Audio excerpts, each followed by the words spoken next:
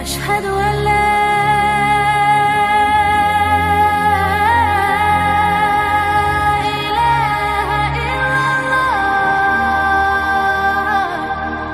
Suatu ketika Ali radhiyallahu an ketika menjadi khalifah di Kufah, ketika dia berkhutbah, tiba-tiba ada seseorang yang bernama Sa'sa'ah bin Suhan al-Abdi radhiyallahu an bertanya kepada Ali radhiyallahu an. Kata Sa'sa'ah bin Suhan, "Ya Amiral Mu'minin, mata yakhrujad dajjal?" Wahai Amirul Mukminin, kira-kira kapan munculnya Dajjal itu? Maka Amirul Mukminin Ali radhiyallahu an beliau mengatakan, "Wahai Sa'sa', engkau bertanya kepadaku sesuatu yang sangat besar. Maka akan aku jawab dan tolong ingat-ingat jawabanku." Maka Ali radhiyallahu an mengatakan, "Idza amatan nasu shalawat," apabila manusia sudah mulai meninggalkan salat. "Wa adaa'ul amanah," apabila manusia sudah melalaikan amanah. "Wa kana al-hilmu dha'fa wadh-dhulmu fakhra," dan ketika sifat lemah lembut sudah melemah di hati manusia, kemudian kezaliman semakin menguat dan menjadi sebuah kebanggaan, maka di situ Dajjal akan keluar. Kemudian kata Ali radhiyallahu an, "Wa umara'uhum fajara wa wuzara'uhum khawana wa a'wanuhum zalama wa qurra'uhum fasaqah." Dan ketika para pemimpin yang diangkat adalah pemimpin-pemimpin yang bejat, kemudian para menterinya adalah para pengkhianat-pengkhianat bangsa, dan para pendukungnya adalah orang-orang zalim, dan para ulamanya menjadi ulama-ulama ulama-ulama yang fasik, maka ketika itu Dajjal akan keluar. Kemudian Ali radhiyallahu melanjutkan, "Wa dhahara al-jawru wa fasaz zina wa dhahara ar-riba wa quti'atil arham." Dan ketika kezaliman dan kelaliman menyeruak di tengah-tengah bumi ini, kemudian menyebarnya zina, tampaknya riba, dan orang sudah mulai memutuskan silaturrahim, maka itu juga alamat telah dekatnya munculnya Dajjal.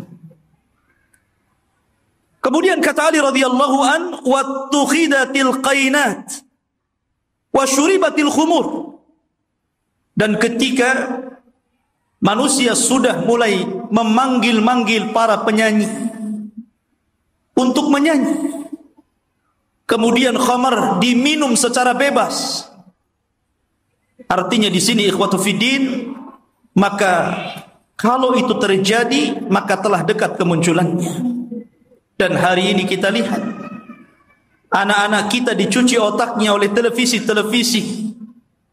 Kemudian dibayangkan kalau dia ingin seperti selebritis fulan dan fulana, karena merasa bahwa kalau menjadi artis dan selebritis itu hidupnya senang. Kemudian kata Ali radhiyallahu an, "Wa nuqidatil uhud wa dhuyyatil atamat wa tawana an-nas fi salatil jamaah." Kemudian ketika manusia sudah mulai tidak peduli dengan janji, mereka khianati janji-janji.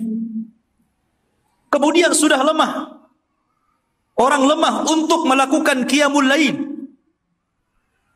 Dan hari ini kita lihat ada orang ikhwatu fiddin, dia rela tidur di siang hari hanya untuk nonton bola dunia di malam hari. Bangun dia di malam hari. kopinya sampai 1 ember, biar nggak tidur. Dia rela seperti itu. Ya. Kemudian dan manusia sudah mulai lalai dan malas untuk sholat di masjid, tentu bagi laki-laki. Padahal kata Ali radhiyallahu an, perhatikan, wa zakhraful masajid wa tawwalul manabir wa halul masahif. Padahal masjid pada hari ini kita saksikan hampir semua masjid itu tidak ada yang jelek, semua bagus, besar-besar, indah-indah.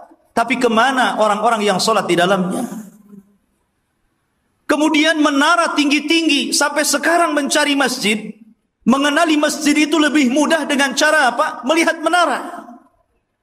Oh, di sana ada masjid. Dari mana antum tahu? Tuh menaranya. Artinya orang dimudahkan untuk mencari dan melangkahkan ke masjid. Karena apa? Tidak disusahkan orang cari masjid. Tapi orang malas ke masjid. Kemudian juga mereka mulai meninggalkan mushaf. Padahal cetakan Al-Quran itu hampir setiap tahun dicetak, disebarkan di mana-mana. Quran itu tidak sulit untuk mendapatkannya. Tapi orang malas membaca Al-Quran. Ada yang mengatakan nunggu Ramadan katanya, karena ada tadarus. Sampai Ramadan enggak juga baca Quran.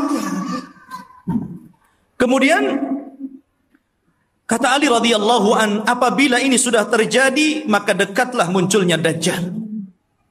Kemudian Ali melanjutkan, wa akhadur rusha wa akalur riba wasta'malus sufaha wastakhaffu bid-dima. Ketika manusia sudah mulai mudah untuk memakan rasuah, sogok menyogok. Di negeri kita ini, korupsi itu bukan hanya tingkat level atas saja, level bawah pun sama. Bahkan antum buat KTP saja kadang-kadang ada pelicinnya ya. Bahasa rasuah itu kan bahasa pelicin katanya. Kalau ingin licin pakai oli saja lah. Jadi ikhwatu fiddin yang dimuliakan Allah Azza wa Jalla, dan ini sudah banyak di mana-mana. Hampir semua sektor pekerjaan itu mesti ada rasuah. Padahal Rasul mengatakan ar-rasi wal murtasi finnar. Orang yang memberikan sogokan, orang yang memakan sogokan sama-sama di neraka. Wa akalur riba. Dan orang sudah gemar memakan riba. Bahkan ada orang yang enggak mau kerja dengan cara menyimpan uangnya di bank-bank konvensional. Dia hanya makan bunganya saja. Bahkan riba di hari ini subhanallah luar biasa. Karena riba itu mudah didapati hampir di semua tempat. Di tiang listrik ada riba, di pohon pisang ada riba, di pagar-pagar orang ada riba, gitu kan. Silahkan pinjam dengan gadekan bunga kecil katanya. Jadi semua orang terlibat dengan riba. Kemudian ketika manusia sudah mulai menjadikan para pemimpin-pemimpin yang jahil, pemimpin-pemimpin yang bukan bidangnya, dia letakkan di situ. Harusnya ketika Anda mencari pemimpin atau pengurus untuk memimpin sesuatu, cari pemimpin-pemimpin yang layak dan bisa mengurus urusannya. Contoh saja umpamanya, yang paling mudah pesantren ataupun yayasan. Kadang orang-orang mencari pemimpin yang bukan orang-orang ahli agama. Macam mana orang yang bukan ahli agama memimpin pesantren yang notabene di situ diajarkan Al-Quran dan Sunnah? Jadi apa itu pesantren jadinya? Ini okelah pesantren-pesantren. Lah yang lebih dari itu seperti kepala desa, lurah, camat, bupati, sampai kepada presiden. Ketika manusia sudah melalaikan itu, dan mereka juga menganggap remeh persoalan darah. Kalau orang sudah menganggap remeh persoalan darah, ikhwan, maka itu alamat telah dekat keluar Dajjal. Anda bisa saksikan hari ini di medsos, setiap hari kita mendengar ada orang yang membunuh dan ada orang yang dibunuh. Sampai sering saya katakan orang yang membunuh bingung kenapa bisa membunuh, orang yang dibunuh lebih bingung lagi kenapa Anda membunuh saya. Apa alasan saya Anda bunuh? Makanya bayi-bayi yang dibuang itu kemudian meninggal dalam kardus, meninggal di solokan, meninggal di tong-tong sampah, meninggal di parit-parit, itu di hadapan Allah akan datang ke hadapan Allah dan mengatakan wal mau'udatu su'ilat bi ayyi dzambin qutilat. Atas dosa apa kau bunuh aku? Aku ini salah apa? Aku masih kecil. Aku tidak mendolimi siapapun. Aku masih fitrah. Kenapa aku dibunuh? Kemudian kata Ali radhiyallahu anhu, kalau sudah seperti ini, dekatlah munculnya Dajjal. Kemudian kata Ali radhiyallahu anhu, wa ba'ud dina bid dunya. Dan ketika manusia sudah mulai menjual agama dengan murahnya urusan dunia. Ada seorang wanita nikah dengan bule, nikah dengan orang-orang yang di luar daripada agama Islam. Dia rela pindah agama, yang penting rekening saya gendut, kendaraan saya mewah, rumah megah, kos-kosan banyak, dan begitu seterusnya. Kemudian kata Ali radhiyallahu anhu, wattajaratil mar'atu ala zawjiha hirsan ala dunya. Diperhatikan ibu-ibu. Dan ketika kaum wanita mudah untuk meminta cerai kepada suaminya hanya urusan dunia. Saya sering ke pengadilan agama dan saya lihat tingkat perceraian itu luar biasa di Batam. Dan banyak para wanita yang menggugat cerai suaminya hanya gara-gara faktor dunia. Bukan tidak boleh menggugat cerai, kalau ada alasannya silahkan. Tapi kalau urusan dunia, kemudian itu menjadikan seorang istri kurang ajar kepada suami dan meminta cerai begitu saja, apalagi karena ada orang ketiga yang lebih hebat, lebih wah, lebih banyak hartanya, ini sudah lain urusannya. Kemudian kata Ali radhiyallahu an, wa raqibatin nisa 'alal mayasir. Nabi SAW radhiyallahu an meramalkan seperti ini. Tentu beliau mendapatkan informasi dari Nabi. Dan apabila wanita sudah mulai membawa kendaraan sendiri, di zaman Rasul kendaraan pakai kuda, pakai unta, jarang perempuan naik unta kan, paling dibonceng. Makanya di sini Ali tidak mengatakan dan para wanita menaiki al-ibil, unta, tetapi mengatakan al-mayasir, ditujukan kepada kendaraan-kendaraan modern. Mobil, motor. Ya, kalau mungkin jaraknya bukan jarak safar, hanya keliling-keliling di Batam, ke pasar. Ini terkadang jarak safar, jarak tempuh yang disunahkan untuk mengqashar dan menjamak sholat pun kita dapati ada perempuan berani loh bawa mobil sendiri tuh. Sudah tidak ada mahram, nekat lagi. Ya. Maka ini juga alamat dekatnya munculnya Dajjal. Kemudian kata Ali radhiyallahu wa tashabbahna nisa birrijal wa tashabbahar rijalu bin nisa. Ketika mulai perempuan meniru gaya laki-laki, dan ketika laki-laki sudah memakai atribut-atribut perempuan, maka ini pun telah dekat munculnya Dajjal. Kita saksikan hari ini. Kalau laki-laki cari levis ke pasar, habis tuh diborong perempuan.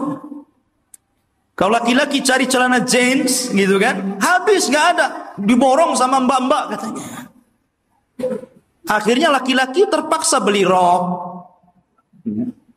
beli pakaian-pakaian perempuan. Artinya seperti ini kan. Anda bisa bayangkan tuh, pakaian laki-laki tapi pakai jilbab gitu kan. Ketat, pakai lepis, pakai kaos, tapi jilbaban pula dia. Ya. Yang laki-lakinya parah lagi. Anting-anting itu untuk perempuan dia letakkan tutup botol aqua di sini di kupingnya. Antum tahu? Anak itu lihat ada orang pakai anting-anting laki-laki itu, botol aqua di sini. Ya Allah. Ini kan atribut perempuan, kenapa pula dipakai laki-laki? Bahkan yang lebih parah, apa yang disebut dengan LGBT itu sudah mulai melembaga loh di negeri kita ini. Mulai melembaga. Bahkan tahun kebelakang itu saya pernah mendengar informasi sampai mereka membuat fikih LGBT. Anda bisa saksikan tuh. Fikih LGBT. Bagaimana cara wudunya LGBT. Bagaimana cara sholatnya LGBT. Bagaimana cara puasa LGBT. Dan minta pula kemudian diresmikan. Supaya majelis ulama itu memberikan mukaddimah. Ini kan sudah gila ini. Mereka nggak tahu bagaimana hukuman kaum Lut. Tidak ada hukuman yang lebih parah yang Allah kirimkan kepada mereka. Hati-hati. Di Batam aja banyak itu. Antum kalau keluar ke jalan-jalan, hati-hati kalau ada yang manggil tuh, bang, LGBT. Ma'asyiral muslimin rahimani wa rahimakumullah. Kemudian wa kana as-salamu bainahum 'ala al-ma'rifah. Ketika antum mengucapkan salam kepada orang yang antum kenal saja, yang antum nggak kenal nggak antum ucapkan salam. Padahal jelas nih yang pepasan dengan kita ini pakai songkok, pakai pakaian koko gitu kan, rapi. Kita yakin dia muslim. Ya jalan biasa saja. Paling antum itu mengucapkan salam sama yang antum kenal saja. Kalau nampak ada janggutnya, celananya cingkrang, pakai gamis, assalamualaikum. Nah ini sudah tanda-tanda ini. Kemudian kata Ali radhiyallahu an, wa syahida syahidun min ghairi an yustashhad wa halafa min ghairi an yustakhlaf. Ketika manusia sudah mulai berani menjadi saksi padahal dia bukan saksi, bersumpah padahal dia tidak diminta sumpah, anda bisa mendapatkan di pengadilan-pengadilan ini. Ada orang yang saksi itu dijual, dibeli. Kamu jadi saksi bayar sekian. Kamu bersumpah saya bayar sekian. Ini banyak sekali yang seperti ini. Saksi jualan. Kemudian kata Ali radhiyallahu an, wa labisu juludadh-dha'ni ala qulubid di'ab wa kanat qulubuhum amarrun minas sabri wa alsinatuhum ahla minal asli wa sarairuhum antanu minal jiyaf. Dan ketika manusia-manusia sudah memakaikan bulu-bulu kambing, kulit-kulit kambing pada hati-hati serigala. Padahal hati mereka adalah hati yang beracun, yang tidak pernah sabar. Padahal mulut mereka hanya manis di bibir, tapi tidak sebagaimana hatinya. Dan kehidupan pribadi mereka lebih busuk dibandingkan bangkai, kata Rasul. Nabi SAW ingin menyindir siapa? Kayak Ali radhiyallahu anhu ingin mengisyaratkan kepada manusia siapa? Orang-orang yang hanya menampakkan kebaikan, padahal di belakangnya orang ini buruk. Bahasa kitanya pencitraan saja. Biar orang pengenal saya ini baik, saya ini begini, dan begitu seterusnya. Dan zaman sekarang subhanallah, nyalon RT saja itu janjinya banyak. Itu baru RT itu. Nanti gang ini kita aspal, nanti solokan ini kita perbaiki. Habis jadi RT wassalam kan begitu. Kemudian wal tumisal fiqhu li ghairi din wa unkiral ma'ruf wa urifal munkar. Dan ketika manusia memberikan kecerdasan mereka bukan kepada urusan agama, ketika itulah maka manusia akan mengingkari yang ma'ruf dan mereka akan cenderung melakukan mungkar. Kan banyak ikhwan, kita sebagai orang tua tentu kita bisa melihat potensi anak. Anak saya ini cerdas, hafalannya mudah, ya. Harusnya kalau orang tua sudah tahu anak ini ada bakat kecerdasan, arahkan ke agama. Mumpung mereka masih bisa merekam gitu kan. Kalau sudah tua, susah, ibarat menulis atau mengukir di atas lautan gitu kan, di atas air. Ya nggak mungkin. Tapi kalau mengukir di atas batu sih masih berbekas. Maka dari sini ketika kecerdasan bukan kepada urusan agama, tapi untuk urusan dunia, maka orang pasti akan mengingkari yang ma'ruf dan akan melakukan kemungkaran. Kata Ali, kalau sudah tersusun beberapa masalah ini, maka pasti kedekatan munculnya Dajjal sudah dekat. Fannajatun najah, hati-hati kalian, selamatkan diri kalian dan selamatkan diri kalian. Ikhwatu fiddin yang dimuliakan Allah Subhanahu wa taala. Kita tahu bahwa ketika fitnah sudah menyebar di sana dan di sini, apa yang saya katakan tadi, dan hampir semua yang dikatakan Ali radhiyallahu an berlaku. Dan itu kita saksikan bermunculan setiap hari, dan Anda bisa saksikan di medsos-medsos yang kita lihat setiap hari. Apa yang disebutkan Ali itu bermunculan untuk satu-satu. Lah ketika ini sudah terjadi, maka muqaddimah alamat kiamat besar akan muncul. Apa muqaddimah alamat kiamat besar? Khurujul Mahdi, keluarnya Imam Mahdi. Ini yang kita akan bahas. Ma'asyiral muslimin rahimani wa rahimakumullah. Kita tahu bahwa kemunculan Imam Mahdi dan kemunculan Dajjal itu hampir beriringan. Imam Mahdi dulu, baru kemudian Dajjal. Dan Nabi SAW mengatakan Dajjal tidak mungkin keluar kecuali ala khiffatin minad din wa qillatin minal ilmi. Dajjal tidak mungkin keluar sampai manusia lemah dalam agama dan sedikit pengetahuan tentang Dajjal.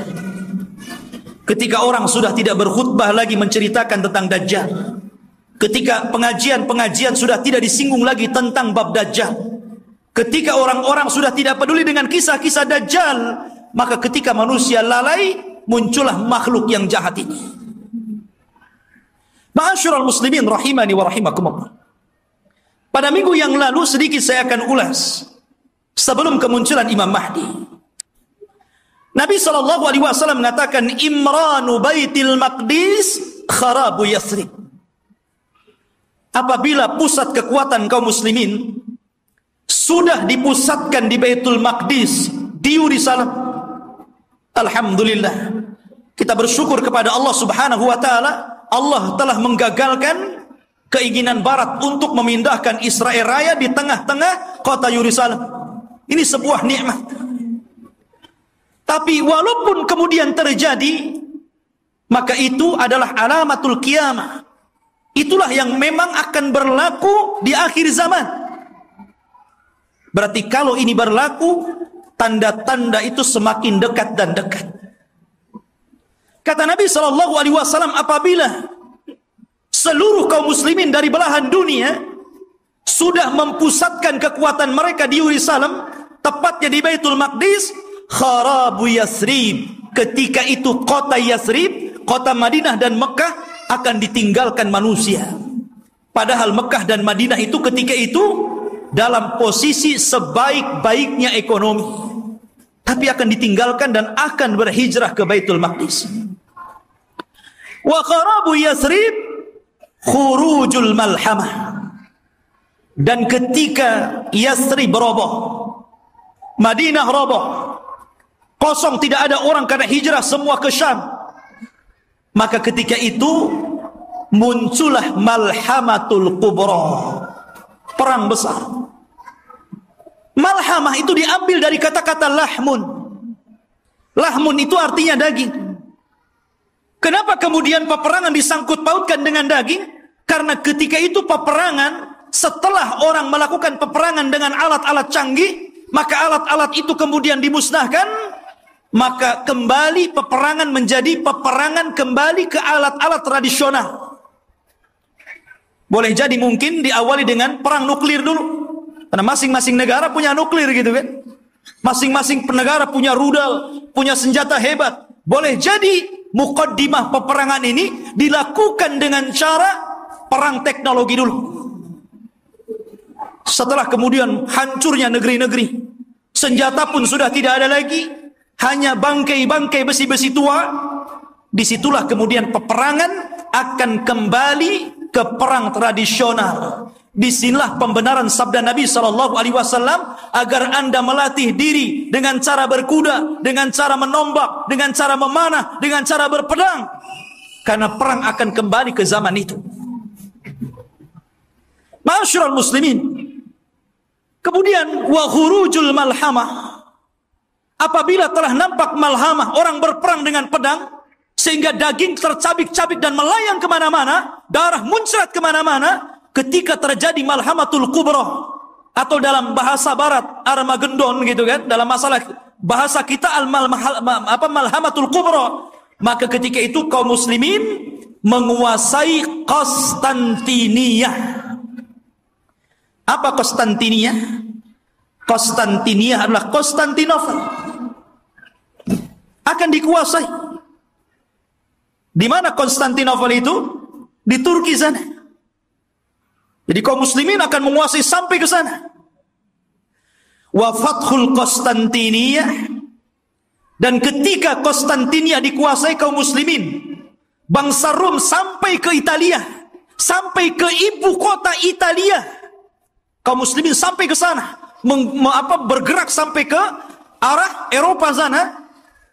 Maka disitulah kata Nabi SAW, wa fathul Konstantinia khurujud dajjal. Ketika kaum muslimin memenangkan perang besar, perang Konstantinia, maka ketika itu munculnya dajjal. Ma'asyiral muslimin rahimani wa rahimakumullah. Kita tahu bahwa pusat kekuatan kaum muslimin, saya katakan kelak akan berada di Palestina. Tepatnya di Yerusalem, Baitul Maqdis. Semua kaum muslimin, tentara-tentaranya dari berbagai macam negara akan bergabung di situ. Maka disitulah ikhwatu fiddin, Barat ini punya kepentingan. Mereka hendak menghancurkan bangsa-bangsa yang menurut mereka itu sangat kuat dan tidak bisa dikalahkan oleh sendiri. Maka akhirnya mereka melakukan perdamaian bersama kaum muslimin untuk sama-sama menyerang bangsa-bangsa yang menurut orang-orang Romawi itu sangat berbahaya bagi mereka. Dan juga kaum muslimin. Maka berdamailah ketika itu kaum muslimin dengan orang-orang Barat. Dan hari ini juga berdamai. Ya kan? Kita tahu Liga Arab, mereka ada hubungan dengan Barat. Entah secara ekonomi, politik atau yang lain. Itu namanya perdamaian juga. Tapi di akhir zaman, yang namanya perdamaian itu tentu setelah adanya peperangan. Kalau tidak ada peperangan, mau damai apa? Perang dulu baru damai. Ya. Makanya Nabi SAW mengatakan, tastalihuna antum warum sulhan aminah. Kalian kaum muslimin di akhir zaman akan berdamai dengan orang-orang Nasrani, orang-orang Romawi. Dan ketika itu orang-orang Romawi aktsarun nas, orang yang paling banyak pasukannya. Mereka tuh banyak sekali. Cuman masalahnya, kalau memang orang-orang Nasrani itu mereka kuat, kenapa tidak langsung menyerang kaum muslimin? Karena kaum muslimin itu walaupun sedikit ditakuti oleh orang-orang kafir. Lihat di zaman Rasul, perang Badar, 300 melawan 1.300, menang. Lihat perang Mu'tah. Antum tahu perang Mu'tah? Perang Mu'tah itu perang di mana kaum muslimin berhasil memerangi orang-orang Romawi. Nabi menulis surat kepada Raja Romawi. Suratnya itu dirobek, utusannya dibunuh. Marah orang-orang Romawi ini, akhirnya menyiapkan pasukan bergerak untuk menyerang Nabi. Kata Nabi, kalau mereka menyerang kita di Madinah, maka akan banyak terbunuh, laki-laki, perempuan, anak-anak, kakek-kakek. Ini tidak adil. Kita siapkan pasukan, kemudian kita sambut mereka. Akhirnya Nabi SAW mempersiapkan pasukan, kata Nabi, wahai Zaid, peganglah bendera. Kalau kau mati, ganti dengan Ja'far. Kalau Ja'far mati, ganti dengan Abdullah ibn Rawahah. Perangkat. Dan di antara pasukan ada Khalid ibn Walid, tapi tidak dijadikan pemimpin karena baru masuk Islam. Berangkat mereka ke Mu'tah. Ya. Ketika melihat jumlah mereka berlipat-lipat banyaknya dengan kaum muslimin, wajar manusia. Zaid mengatakan, apakah kita perlu pulang ke Madinah memberitahu Rasul? Atau bagaimana? Nggak imbang nih, pasukan Romawi banyak sekali. Sementara pasukan kita sangat sedikit sekali. Tetapi karena mereka sudah kadung keluar, membawa pasukan besar, sementara pasukan Romawi lebih besar daripada itu, akhirnya Allah takdirkan mereka pun melakukan peperangan. Subhanallah, di awal peperangan Zaid meninggal dunia. Kemudian bendera ditangkap oleh Ja'far. Ja'far meninggal dunia, terputus seluruh anggota badannya, termasuk dua tangannya terputus. Dia pegang bendera, diputus ininya, dipegang kirinya, diputus ininya, dipegang dadanya, dibelah akhirnya. Nabi berada di Madinah, tahu tuh karena wahyu. Kata Nabi, semoga kedua tangan Ja'far digantikan kedua sayap di sorga dan dia bisa terbang sesukanya. Ja'far meninggal dunia, dipegang Abdullah ibn Rawaha. Abdullah ibn Rawaha meninggal dunia, bingung kaum muslimin. Ini tidak ada lagi pemimpin pasukan. Maka mereka melirik kepada Khalid ibn Walid. Akhirnya dipegang dialah. Dia punya strategis perang yang luar biasa. Pasukan yang ribuan itu bisa dikalahkan oleh strategis Khalid ibn Walid. Sampai ada seorang Romawi bertanya kunci kemenangan kepada Khalid. Khalid, bagaimana engkau bisa memenangkan peperangan ini sementara jumlah kalian kecil dan jumlah kami besar? Kemudian Khalid memberikan kuncinya. Kata Khalid, nahnu qaumun nuhibbul maut kama tuhibbul haya. Kami kaum yang cinta kematian sebagaimana kalian cinta kehidupan. Berani mati. Itulah kuncinya. Ya. Ma'asyiral muslimin rahimani wa rahimakumullah. Lah perang ini akan berlaku kelak di akhir zaman. Tetapi orang-orang Islam akan bergabung dan melakukan perdamaian bersama orang-orang Romawi. Kemudian akan menyerang sebagian. Ada yang memprediksi maksudnya yang diserang adalah negara-negara yang mereka berada di benua Asia. Ya, mungkin Cina, mungkin Korea, mungkin negara-negara, kita tidak tahu, Allahu a'lam. Karena Rasul tidak menyebutkan negara mana yang diserang. Rasul hanya mengatakan wa tagzuna aduwan min waraihim. Kalian akan berperang dengan musuh dari belakang kalian. Tidak disebutkan siapa mereka. Tetapi perang ini adalah gabungan pasukan kaum muslimin dan Romawi menyerbu negara itu dan dimenangkan. Ketika dimenangkan ini akhirnya saling mengklaim. Kata orang Nasrani, ini kemenangan kami. Kata orang Muslim, tidak, ini kemenangan kami. Sehingga muncullah satu orang Romawi, satu orang Salibi mengatakan ghalabas salib, ghalabas salib, ghalabas salib. Sungguh kami salib yang menang. Kami salib yang menang. Kami salib yang menang. Datanglah seorang Muslim mengatakan balillah ghalab. Bahkan Allah yang memenangkan perang ini. Akhirnya saling berdebat. Terjadilah perkelahian. Maka sang salib, orang Nasrani, dibunuh kaum muslimin.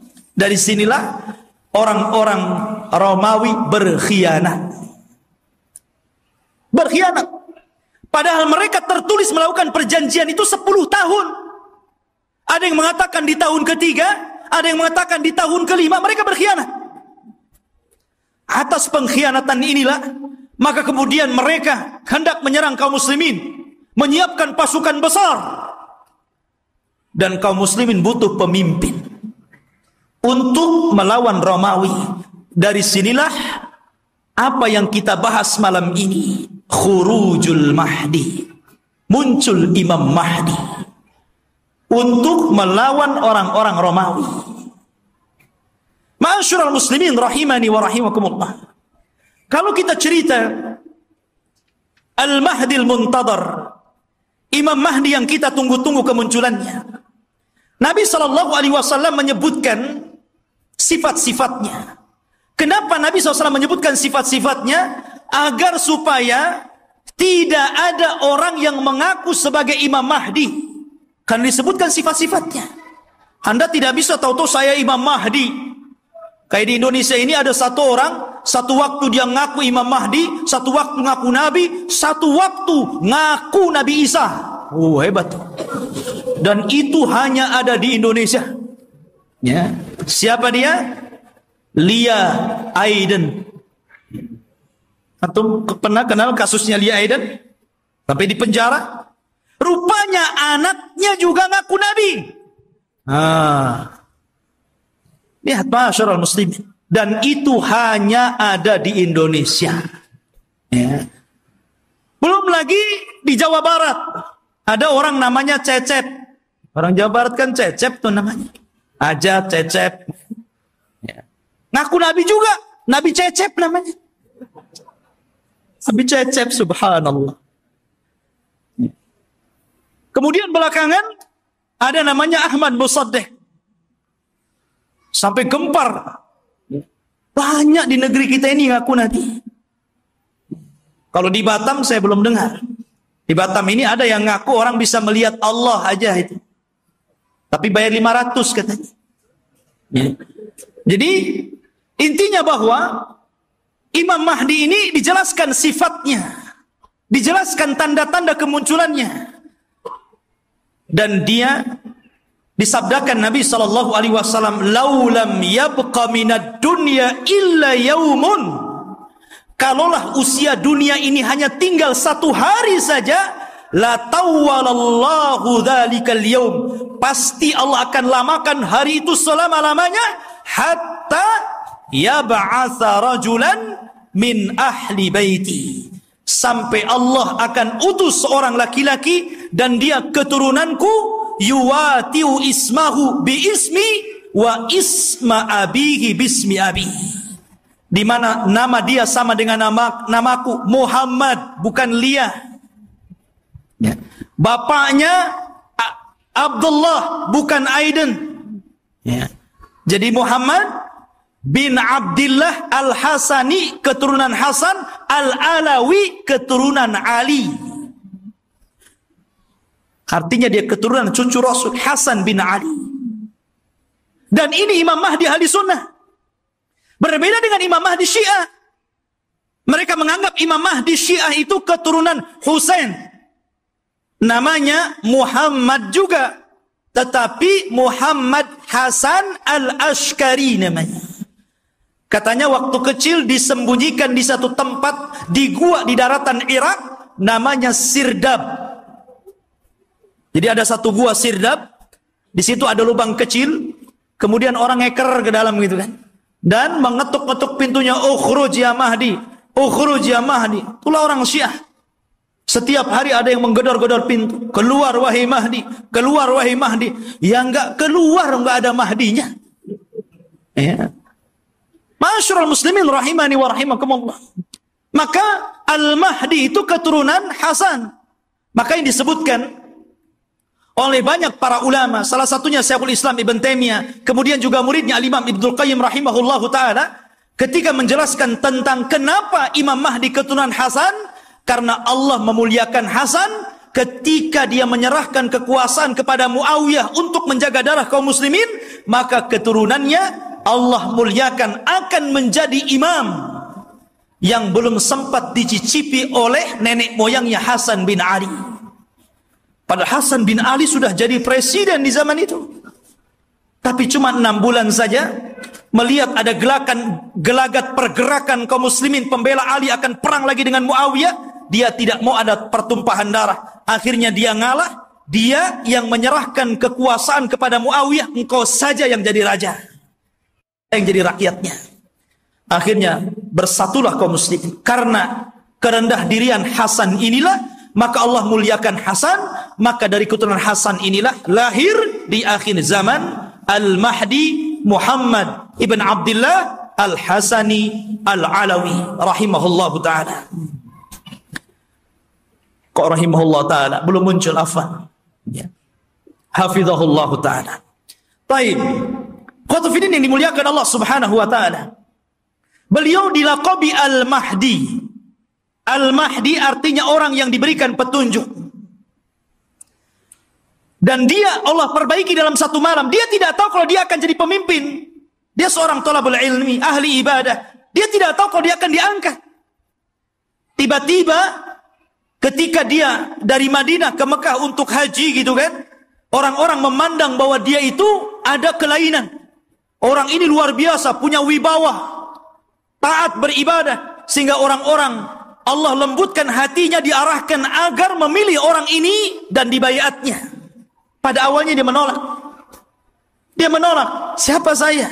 Saya bukan siapa-siapa. Kenapa Anda memilih saya untuk menjadi pemimpin kalian? Tapi kemudian dia pun istikharah di malam hari itulah Allah perbaiki dia dalam satu malam. Allah berikan ilmu, kecerdasan, kepemimpinan, subhanallah. Sehingga dalam satu malam, kun fayakun. Idza arada syai'an an yaqula lahu kun fayakun. Kalau Allah menghendaki sesuatu, tinggal katakan kun fayakun, jadi dia. Ya. Kemudian pembayatan kepada Imam Mahdi inilah tersebar. Sampai akhirnya datang tentara dari Syam untuk membunuh Imam Mahdi yang ada di Mekah. Berangkat mereka pasukan itu. Ya. Tapi ketika mereka sampai di Baida antara Mekah dan Madinah, Allah kirimkan gempa yang sangat besar sehingga mewafatkan dan menghancurkan mereka. Kata Nabi SAW, sebelum datang tanda-tanda kiamat akan muncul, maka akan terjadi 3 gempa. Gempa dari arah timur, gempa dari arah barat, dan gempa di Jazirah Arab.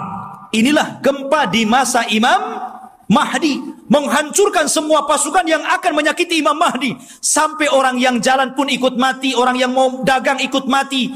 Sehingga Aisyah bertanya kepada Rasul, wahai Rasul, bagaimana orang yang ikut mati yang tidak bersalah dan hendak membunuh Imam Mahdi itu?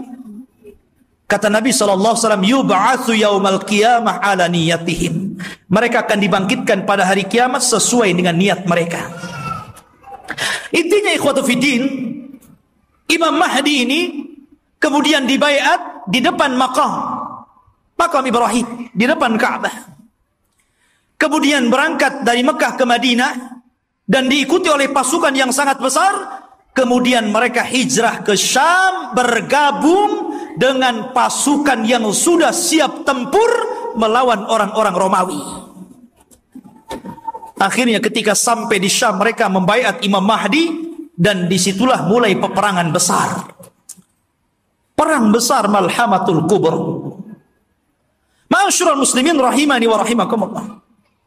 Dan kita tahu bahwa Imam Mahdi ini berkuasa atau diberikan kekuasaan oleh Allah Subhanahu wa taala tidak lama. Antara 7 sampai 8 tahun saja, ada yang mengatakan sampai 9 tahun. Dan dalam kekuasaan kaum muslimin, Imam Mahdi itu betul-betul membawa perdamaian, keadilan, kesuburan, bahkan saking adilnya Imam Mahdi, Allah turunkan berkahnya dari langit karena dia telah berhukum dengan hukum Allah. Kata Allah, walau anna ahlal qura amanu wattaqau lafatahna alaihim barakatin minas sama wal ard. Kalaulah sebuah penduduk, sebuah negeri beriman, bertakwa, maka Allah Subhanahu wa taala akan kirimkan berkah langit dan berkah bumi. Ini terjadi di kekuasaan Imam Mahdi. Kaum muslimin, harta dibagi rata sehingga tidak ada miskin, tidak ada kaya, semua sama. Imam Mahdi berhukum dengan hukum Allah, dan dia menggunakan khilafah dengan khilafah minhaj nubuwah.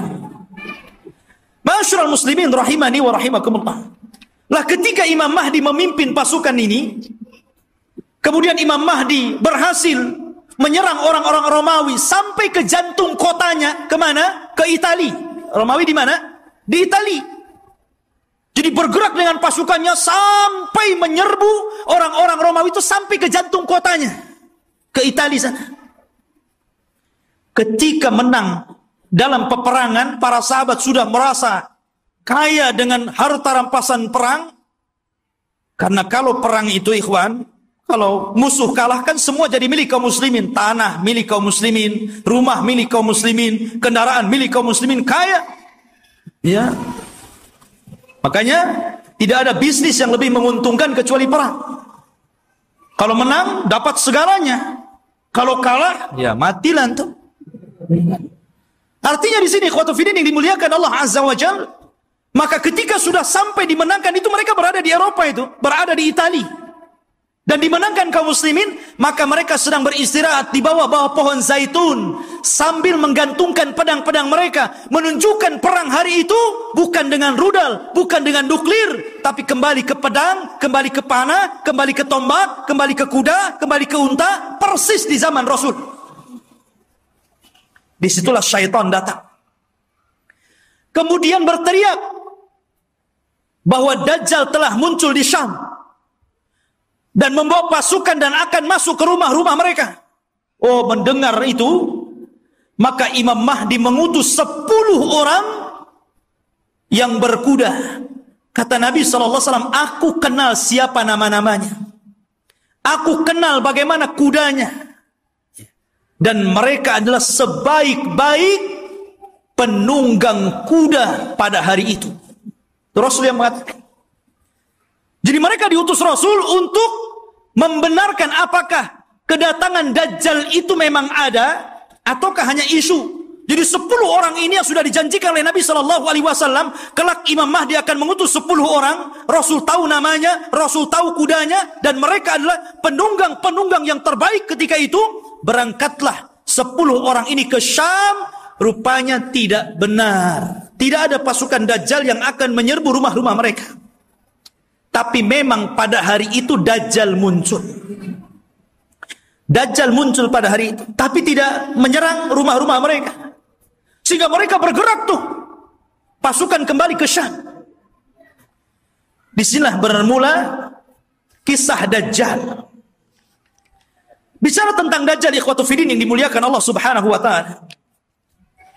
Dajjal itu adalah makhluk Allah Subhanahu wa taala. Dia bukan Tuhan. Dia adalah keturunan dari Bani Adam. Bukan setan, bukan jin, bukan juga iblis. Bahkan dia lebih hebat daripada jin, lebih hebat daripada setan lagi. Tapi dia keturunan Bani Adam. Ma'asyiral muslimin, suatu ketika Nabi SAW mendatangi para sahabat. Sahabat sedang bicara tentang Dajjal. Saking banyaknya Rasul membicarakan tentang Dajjal di khutbah-khutbahnya, di majelis ta'limnya, di perang-perangnya, selalu cerita Dajjal, sehingga sahabat menyangka jangan-jangan Dajjal itu ada di kebun kurma Madinah. Ya. Maka Nabi SAW mendatangi mereka, dan sahabat mengatakan, ya Rasulullah, aktsartal hadis anhu fakhifna hatta dhananna anna ad-dajjal fi atrafin nakhli. Wahai Rasul, kau terlalu banyak menceritakan Dajjal, sehingga kami takut jangan-jangan Dajjal itu sudah ada di kebun kurma. Maka Nabi SAW mengatakan, bukan demikian. Jangan kalian mencelaku karena aku banyak bercerita tentang Dajjal. Karena ini fitnah lebih besar daripada harta, lebih besar daripada fitnah anak-anak, lebih besar daripada fitnah peperangan yang menghancurkan negara dan membunuh kaum muslimin. Lebih besar daripada fitnah-fitnah ini semuanya. Kata Nabi SAW, ghairu Dajjal akhwafuni alaikum. Tidak ada yang lebih aku takutkan kepada kalian kecuali fitnah Dajjal. In yakhruju fikum, kalau seandainya Dajjal itu muncul kepada kalian, wa ana hayyun, dan saya masih hidup, fa ana hajijudunakum, saya yang akan melawannya, saya yang akan berperang dengan dia. Akan tetapi kata Rasul, iyakhruju fikum wa ana mayyitun, kalau Dajjal keluar kepada kalian dan saya sudah mati, fa kullu nafsin dha'iqatul maut, setiap jiwa pasti mati. Kata Nabi SAW, famru'un hajijunya nafsahu, maka setiap orang harus membela dirinya masing-masing. Karena tidak ada yang bisa melawan Dajjal kecuali seorang Nabi. Maksudnya Nabi Isa.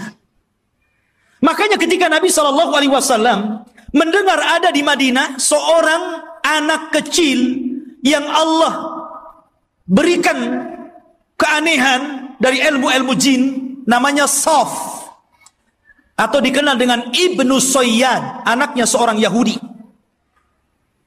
Sifat-sifatnya sama dengan Dajjal yang diceritakan Nabi, anak kecil. Ya. Bahkan sebagian para sahabat bersumpah bahwa dia Dajjal. Salah satunya Umar ibn Khattab radhiyallahu an, bersumpah dia Dajjal. Dan Rasul membiarkan sumpahnya dan tidak mengingkari.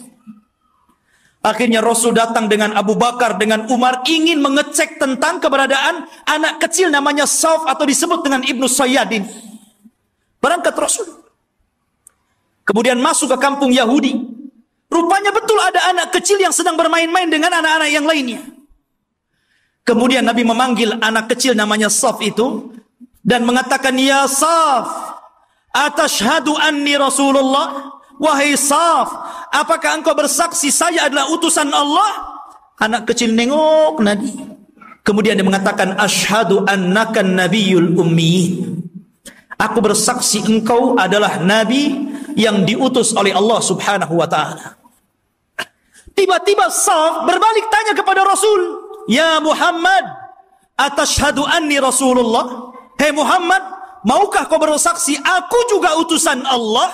Bayangkan, anak kecil ngomong di hadapan Rasul, mau enggak kau bersaksi saya juga utusan Allah sama dengan kamu? Kata Rasul, "Amantu billahi walir rasul." Aku beriman kepada Allah dan kepada Rasulnya saja. Maka Nabi SAW makin yakin. Karena Dajjal itu kemunculannya akan mengaku Nabi dan berakhir mengaku Tuhan. Ya. Maka kemudian kata Nabi SAW, "Ya Saf, inni khaba'tu laka khaba'an." Wahai Saf, dalam hatiku, dalam dadaku, aku menyembunyikan beberapa kalimat. Karena ketika itu Rasul baru diturunkan ayat kepadanya, surah kepadanya. Namanya Suratul Dukhan. Dan itu para sahabat belum tahu, baru turun kepada Rasul Suratul Dukhan. Makanya Nabi menyembunyikan ayat itu dalam dadanya. Kata Rasul, "Wahai Saf, wahai Ibnu Sayyad, aku menyembunyikan beberapa kalimat di dadaku. Coba tebak apa?" Kata si Saf ini memandang dada Rasul. Tiba-tiba dia mengatakan, "Duh, duh." Dia tidak bisa mengatakan dukhan, tapi sudah benar awalnya. Karena Rasul menyembunyikan kalimat dukhan. Tapi dia tidak sempurna. Dia mengatakan duh, duh, duh. Maka Rasul langsung mengatakan, "Ikhsha falan ta'du wa qadrak."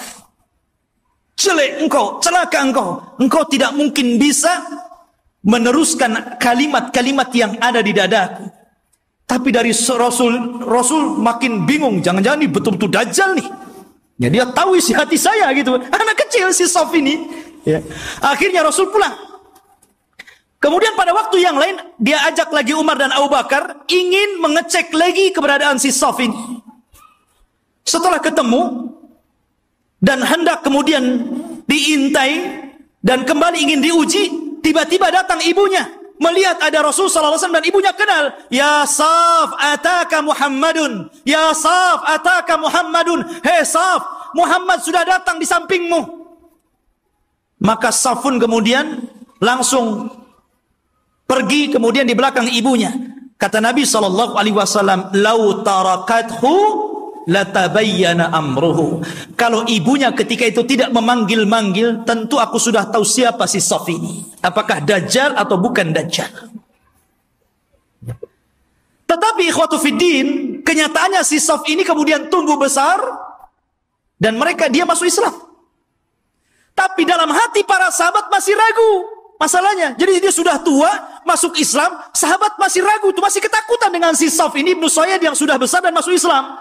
Jangan-jangan dia Dajjal pura-pura masuk Islam. Jadi suatu ketika Abu Sa'id Al-Khudri radhiyallahu an, ketika Saf ini hendak berangkat haji dan para sahabat banyak yang sudah berangkat duluan, rupanya Abu Sa'id Al-Khudri ketinggalan dan Saf atau Ibnu Sayyad yang sudah tua, sudah dewasa gitu kan. Ketika itu Abu Sa'id Al-Khudri karena kecapean kemudian berada di bawah pohon untuk istirahat. Tiba-tiba si Saf ini baru datang mau haji juga gitu kan. Dan Abu Sa'id Al-Khudri sangat ketakutan dengan Saf ini karena Rasul pernah mengatakan dan sebagian para sahabat bersumpah dia Dajjal, itu masalahnya. Tiba-tiba ikut pula di samping Abu Sa'id, ikut duduk di situ. Gemetar Abu Sa'id ini. Ya.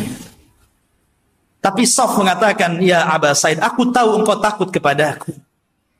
Tapi coba pikirkan wahai Abu Sa'id. Bukankah Dajjal itu tidak punya anak? Aku punya anak.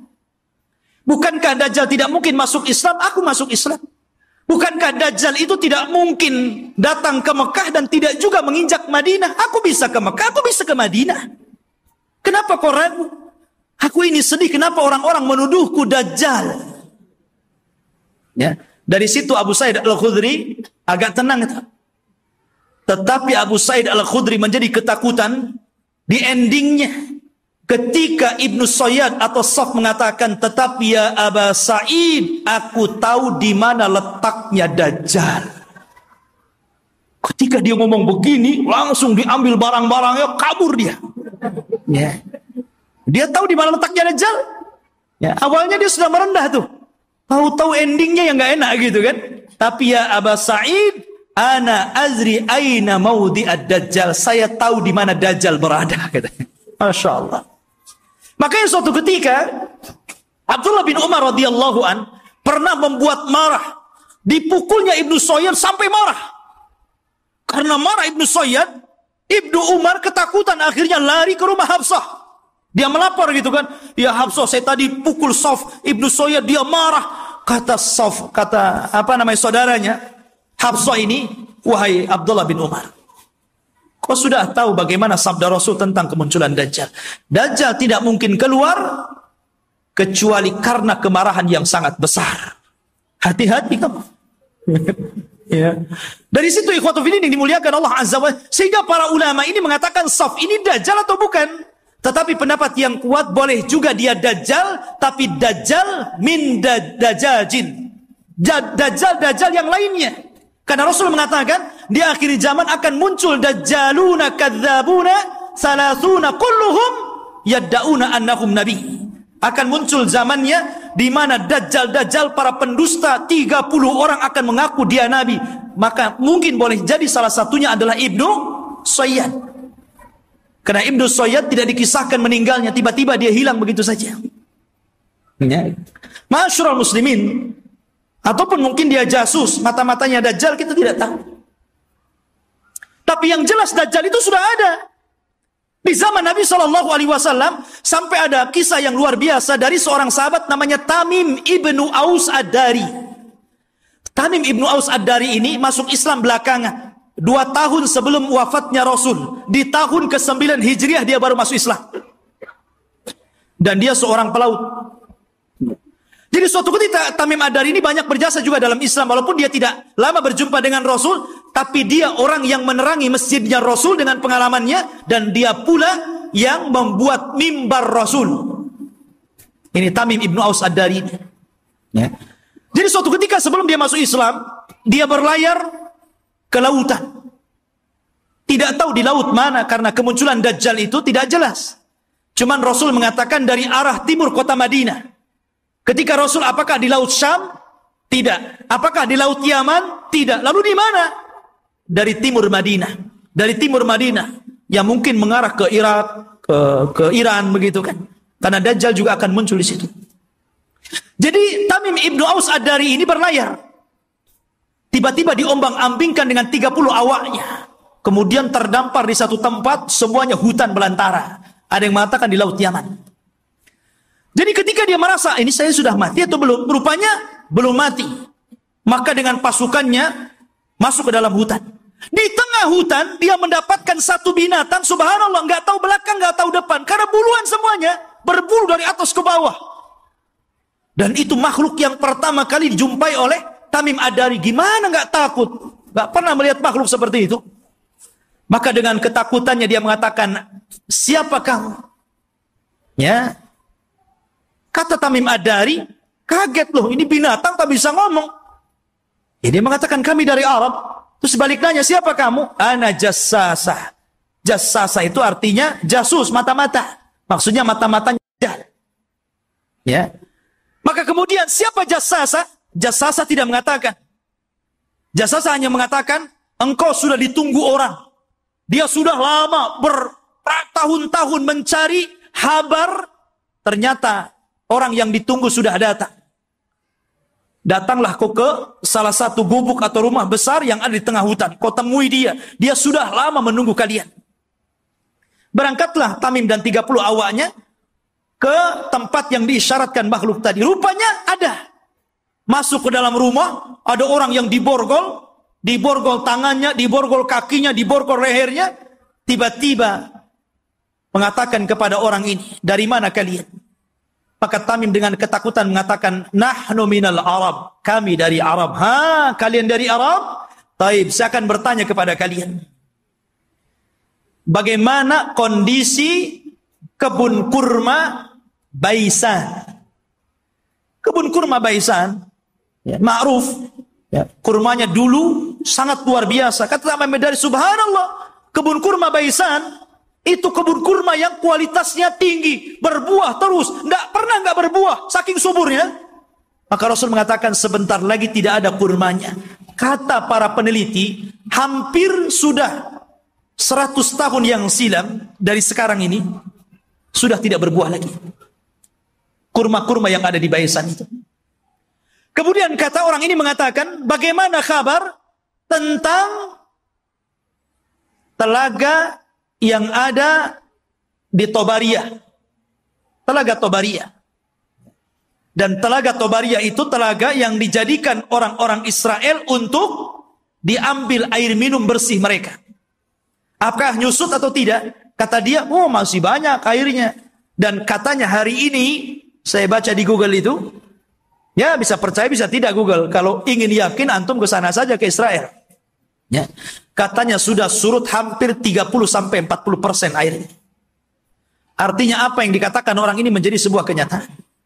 Kemudian kata orang ini mengatakan bagaimana kabarnya Ainuz Zughar. Ainuz Zughar, mata air Zughar itu mata air bersih yang biasa diambil minum dan untuk perairan ladang. Dan itu berdekatan dengan Bahrul Mayyit. Ya, dengan laut mati. Laut mati yang dulu kaum Lut diadab, kemudian ditimpakan dan sekarang jadi laut mati. Lah, Ainuz Zughar itu ada di sekitar itu. Kata orang ini, apakah masih berair? Ya, masih berair. Para petani masih ngambil airnya. Orang-orang masih minum di situ. Kata orang ini, sebentar lagi akan kering. Kemudian orang ini bertanya, apakah sudah tampak Nabi utusan Allah, Nabi Arab? Kata Tamim Ad-Dari, ya, dia sudah sampai di Madinah, berhijrah dari Mekah. Apakah orang-orang membenarkan dan mendustakan? Iya, ada yang membenarkan, ada yang mendustakan. Kata Dajjal, sebaik-baik manusia adalah orang yang mengikuti dia. Dajjal saja nyuruh kita ikut Nabi. Ya. Dia mengatakan apa? Sebaik-baik orang adalah ikut dia. Dajjal itu. Ya. Sekarang yang bukan Dajjal nggak mau ikut Nabi. Nggak mau juga nyuruh orang ikut sunnah Nabi. Ada orang ikut sunnah Nabi dikatakan Wahabi. Ya kan? Ma'asyiral muslimin rahimani wa rahimakumullah. Maka kemudian Tamim Ad-Dari ketakutan, nggak mau lagi berdialog banyak-banyak, gitu kan? Dia langsung pergi pulang, cari jalan keluar. Allah takdirkan sampailah dia ke Madinah tepat pada tahun 9 Hijriah. Kemudian masuk Islam. Disitulah dia bercerita tentang pertemuan dia dengan makhluk yang aneh itu. Kata Nabi, tahukah kamu, manusia yang kau temui itu adalah Dajjal. Artinya sudah pernah ditemui salah seorang sahabat. Dan inilah satu-satunya kisah dari sahabat yang diriwayatkan Rasul, kemudian diriwayatkan kepada para sahabatnya. Rasul tidak pernah mengambil riwayat dari para sahabat. Yang ada sahabat meriwayatkan dari Nabi. Ini tidak, Nabi meriwayatkan dari sahabat, kemudian diriwayatkan ke sahabat yang lainnya. Satu-satunya sahabat yang diambil riwayatnya adalah Tamim Ad-Dari. Karena Rasul kan tidak punya, apalagi Tamim Ad-Dari seorang Nasrani sebelumnya. Ya. Maka dari situ ikhwatu fiddin, kata Nabi SAW di hadapan para sahabatnya, dia bercerita sambil bawa tongkat. Maka Nabi SAW mengatakan, kelak Dajjal itu akan sampai ke sini. Maksudnya Madinah dan Mekah. Tapi dia tidak akan bisa masuk. Dajjal itu hanya bisa yatarakab, hanya bisa mengintip di balik bukit Uhud. Karena seluruh kota Madinah dan Mekah akan dipagari malaikat, di tangannya pedang-pedang yang siap untuk membunuh Dajjal. Dajjal ketakutan. Dia hanya bisa melihat dari atas bukit Uhud. Dilihatnya Masjid Nabawi, tepatnya kuburan Nabi, bercahaya warna putih. Kemudian Dajjal mengatakan, Hada qasrul abiyad, hada qasru Ahmad. Inilah istananya Muhammad. Inilah istana putih. Dan subhanallah, apa yang dikatakan Dajjal menjadi sebuah kenyataan. Kalau antum umroh atau Allah takdirkan antum haji gitu kan, cobalah antum melihat Masjid Nabawi di malam hari dari kejauhan. Naiklah ke bukit Uhud gitu kan, Antum lihat Masjid Nabawi, tepatnya kuburan Rasul, maka akan dilihat ada cahaya putih. Dari tempat itu ada cahaya putih yang ke atas, membenarkan apa yang dikatakan Dajjal. Dan Dajjal tidak akan sanggup masuk ke kota ini, maksudnya kota Madinah, sambil memukul-mukul, hadhihi tayyibah, hadhihi tayyibah, hadhihi tayyibah, kata Rasul. Inilah negeri yang disucikan, inilah negeri yang disucikan, inilah negeri yang disucikan. Dajjal tidak mungkin masuk ke negeri ini, Mekah dan Madinah. Makanya di zaman itu salah satu tempat yang aman dari Dajjal, berangkatlah antum ke Mekah dan Madinah. Cuman sayang nggak ada pesawat. Antum kira-kira naik apa tuh dari Batam ke sana? Ya, nggak ada lagi pesawat terbang. Ya, mungkin belum sampai dah mati antum di jalan. Jadi khotbah yang dimuliakan Allah Azza wa Jalla, kata Nabi SAW ketika bicara Dajjal, beliau mengatakan, sesungguhnya ayyuhan nas, innaha lam takun fitnatun ala wajhil ardi mundu dhara Allahu dzurriyyata Adam a'zam min fitnatid Dajjal.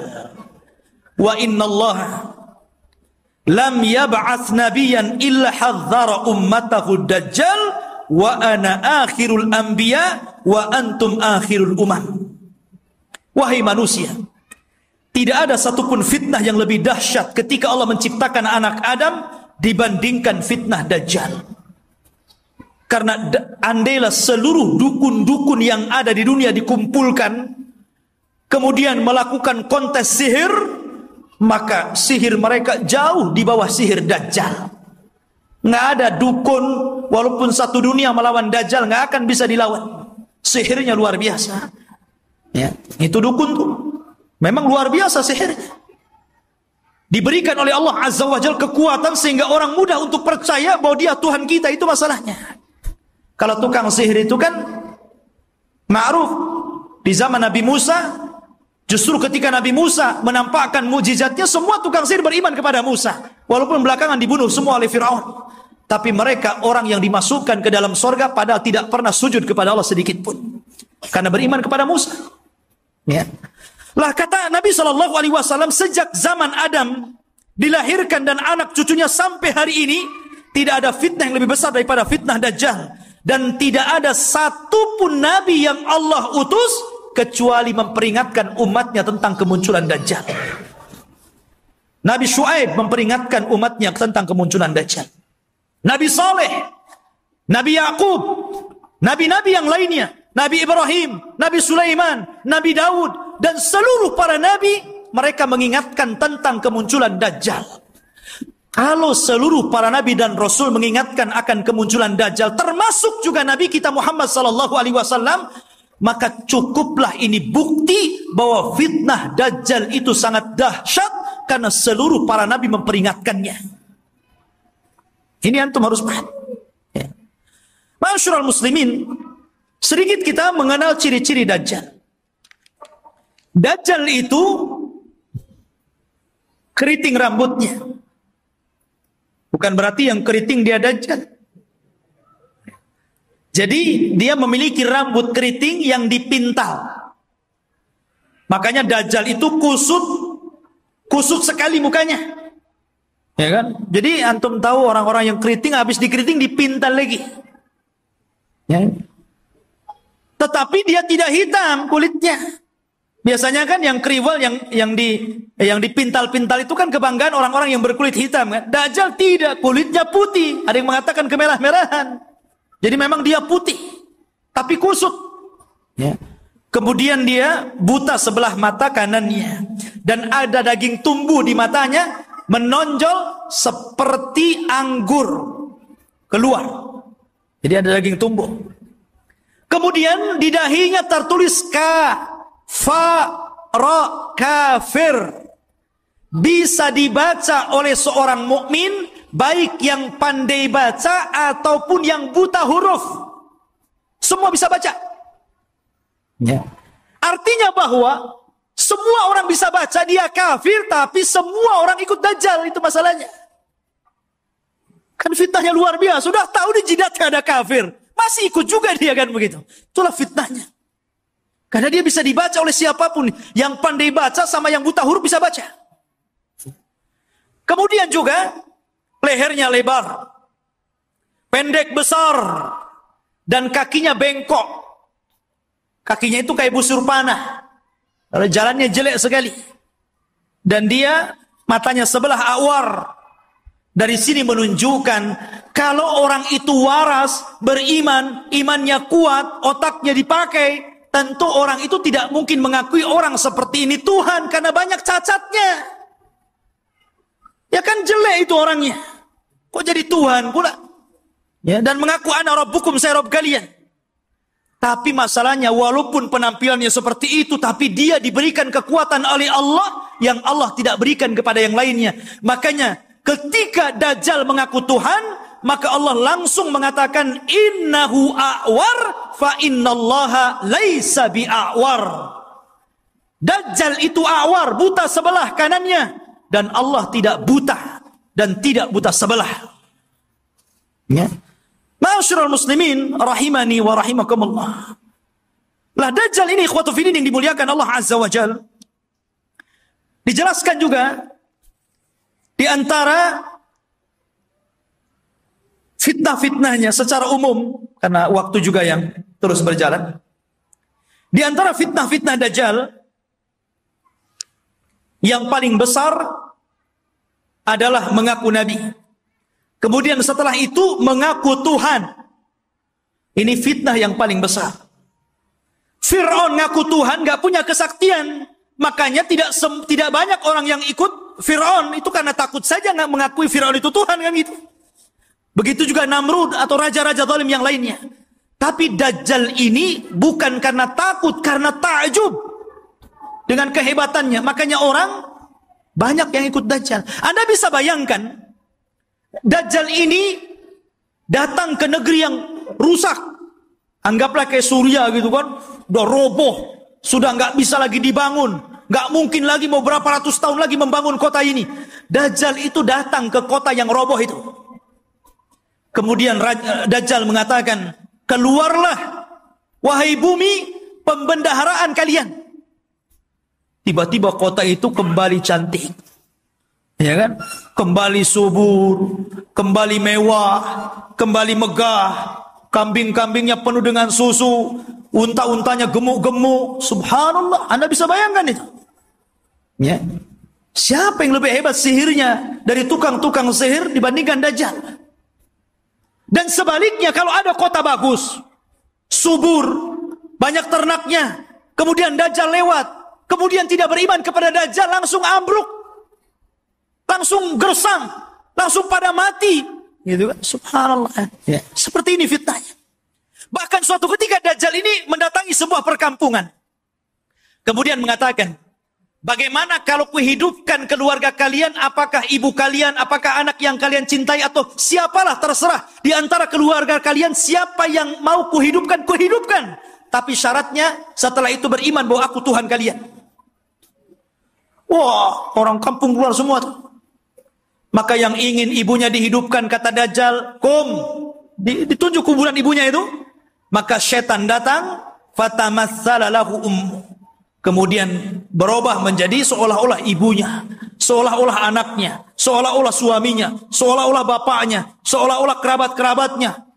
Akhirnya mereka pun berkumpul, kemudian memeluk suaminya, istrinya, ibunya, macam-macam, dan mengatakan kepada keluarganya, ikutilah orang itu karena dia adalah Tuhan. Nah, lihat. Seperti itu, nggak ada tukang sihir yang bisa kayak gini. Kecuali Dajjal. Ya. Sampai suatu ketika dia hendak mendatangi Mekah dan Madinah, Dajjal memukulkan kakinya beberapa kali, pukulan terjadi gempa. Akhirnya seluruh orang kafir dan munafik yang ada dalam Madinah keluar semuanya. Ketika itu ada anak muda yang kuat imannya menantang Dajjal. Dia cari Dajjal di kerumunan pasukannya yang diikuti 70 orang-orang Asfahan, Yahudi Asfahan. Dan mereka menggunakan selendang-selendang yang hari ini orang-orang Yahudi memakainya. toyalis. Selendang yang dipakai di bahu-bahu mereka itu. Toyalis namanya. Ya. Lah kemudian anak muda ini ditangkap oleh tentara Dajjal. Kemudian ditanya, mau kemana mau kamu? Saya mau ketemu rajamu Dajjal. Di mana dia? Akhirnya dihadapkan. Kemudian Dajjal memerintahkan pasukannya untuk memukuli. Habis dipukuli dihadapkan kepada Dajjal. Kemudian Dajjal memerintahkan algojonya untuk menggergaji. Digergaji jadi dua tuh. Dari atas kepala pertengahannya sampai ke muka sampai ke belah jadi dua. Habis belah jadi dua, Dajjal berjalan di tengah-tengahnya. Kemudian mengatakan kepada pengikutnya, kalau aku hidupkan dia, makin yakin engkau dengan aku bahwa aku Tuhan kalian. Semua mengatakan, ya engkau Tuhan kami. Maka Dajjal mengatakan, kom. Akhirnya jadi satu lagi itu tubuhnya. Ya, kayak punya ilmu rawa rontek. Ya, jadi satu itu. Ya. Kemudian setelah itu Dajjal sudah menghidupkan lagi. Semua orang berteriak, antal ilah, engkau adalah Tuhan. Maka Dajjal mengatakan kepada anak muda ini, maukah engkau bersaksi bahwa saya adalah Tuhan kalian? Maka anak muda ini ternyata tidak mengatakan, saya semakin yakin anta dajjalul kadzdzab.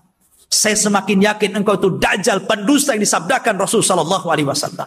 Oh, marah Dajjal. Akhirnya Dajjal mengambil pisau dan hendak membunuhnya, tapi tidak bisa karena takut kelemahannya diketahui orang-orang. Akhirnya dia pegang tubuhnya dan dilemparkan ke dalam api. Tapi anak muda ini sempat berteriak, engkau tidak akan bisa membunuh kecuali diriku. Yang lain tidak bisa. Ya. Ma'asyiral muslimin rahimani wa rahimakumullah. Dari sini menunjukkan bahwa luar biasa Dajjal ini.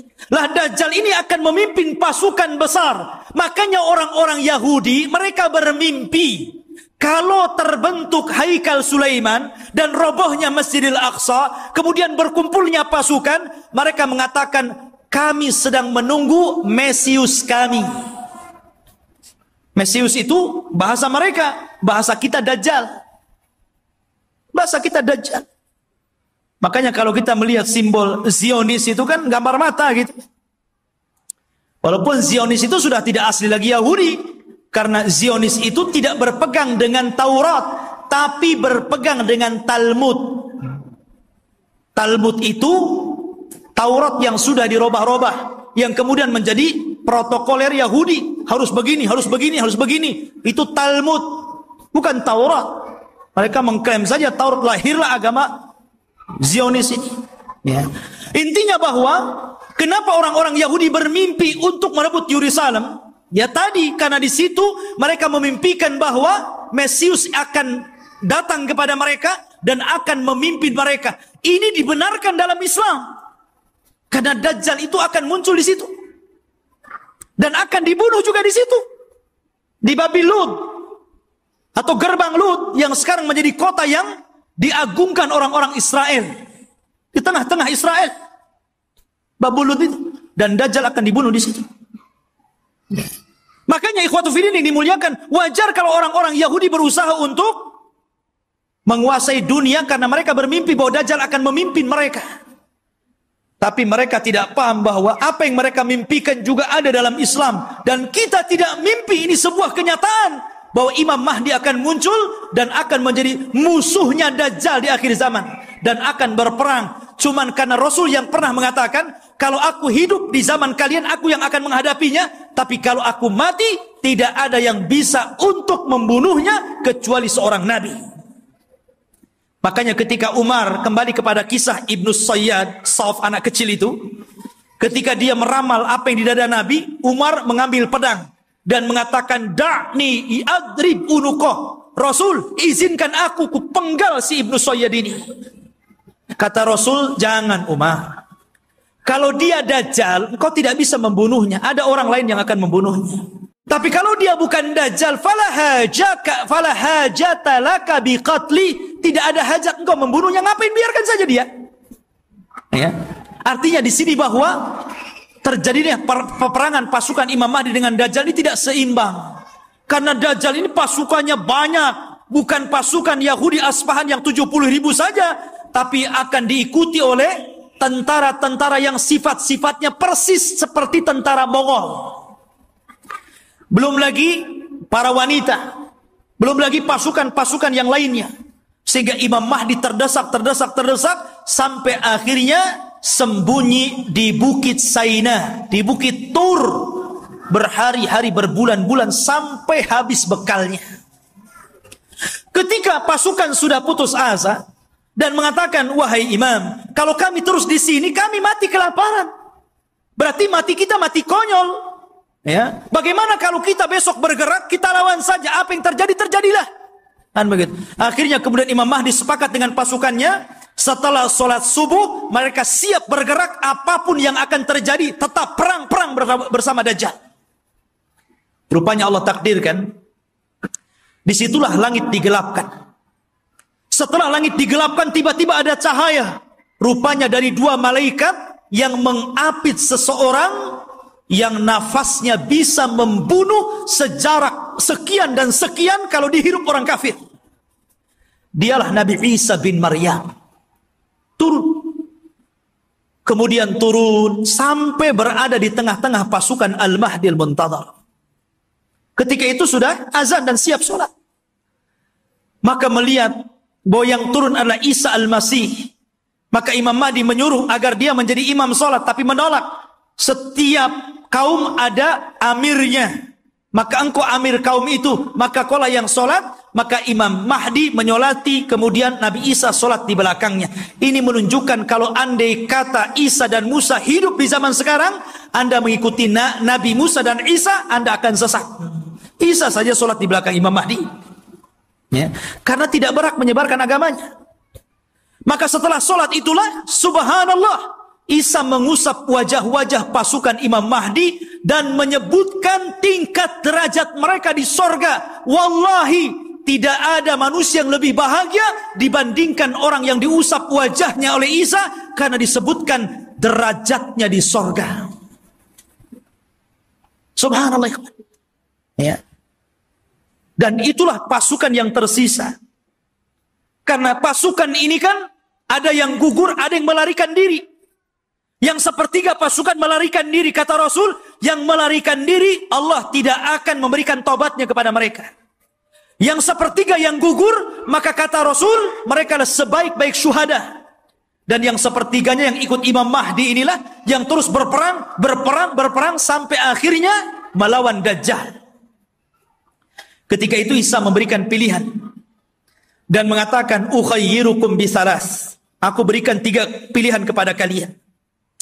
Pilihan yang pertama, kalian tidak usah berperang, di sini saja bersembunyi. Aku akan berdoa kepada Allah, Allah kirimkan gempa sehingga menenggelamkan seluruh pasukan Dajjal Dajjal-Dajjalnya. Atau yang kedua, aku akan berdoa kepada Allah agar Allah kirimkan pasukan, tapi bukan kalian. Pasukan inilah yang kelak akan membunuh Dajjal, dan kalian tidak perlu capek, sembunyi saja di sini. Atau yang ketiga, besok kita berangkat, saya pimpin kalian, kita lawan Dajjal, dan aku akan berdoa kepada Allah, semoga tangan-tangan Yahudi dan seluruh pengikut Dajjal tidak sanggup mengangkat pedangnya sehingga engkau tinggal mudah menebas lehernya. Yang ketiga yang enak nampaknya. Ya. Akhirnya mereka memilih yang ketiga tuh. Ya. Diambilnya yang ketiga.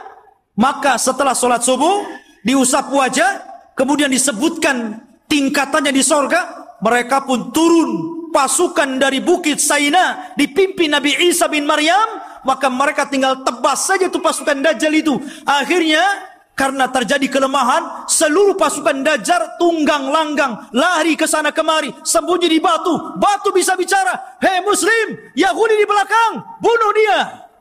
Senang. Ada dia, bunuh gitu. Masuk gua ngomong, masuk pohon ngomong. Tidak ada satupun makhluk kecuali dibuat bicara oleh Allah. Bagaimana Allah hinakan itu? Mereka nggak bisa sembunyi. Mau sembunyi di mana? Semua makhluk Allah bicara. Hei muslim, ini Yahudi, bunuh di sini. Ya. Akhirnya mereka lari ke sebuah pohon yang dijanjikan bahwa pohon itu bisa melindungi mereka. Kata Nabi SAW, kecuali satu pohon, mereka tidak akan bicara, mereka akan melindungi orang-orang Yahud, dan pohon itu disebut Gharqad namanya.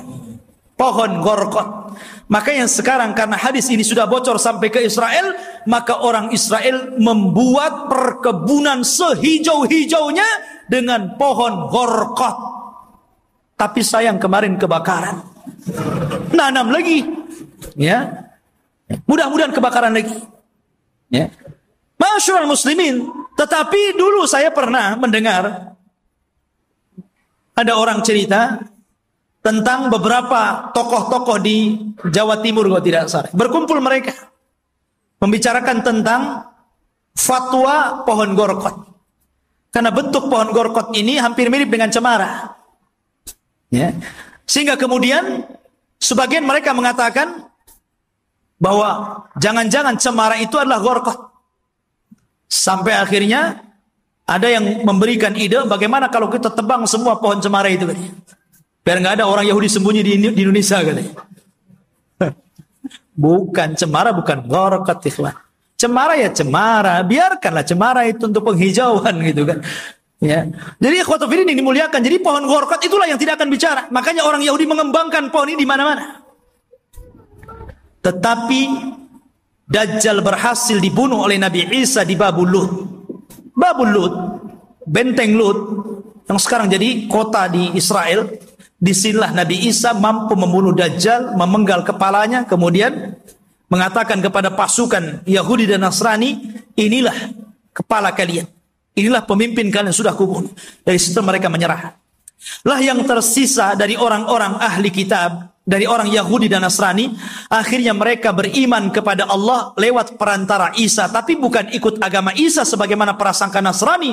Mereka ikut agama Muhammad lewat perantara Isa, dan itu disyaratkan dalam Al-Quran, wa im min ahlil kitab illa la yu'minan nabihi qabla mautihi. Dan sebagian ahli kitab kelak akan beriman kepada Allah dan agama Muhammad sebelum wafatnya Isa bin Maryam. Karena Isa akan berkuasa selama 40 tahun. Rupanya fitnah tidak berhenti. Ya, nanti kita ceritakan fitnah yang lebih besar, yang lebih hebat lagi. Fitnah yang kita kenal dengan Ya'juj dan Ma'juj. Kisahnya luar biasa.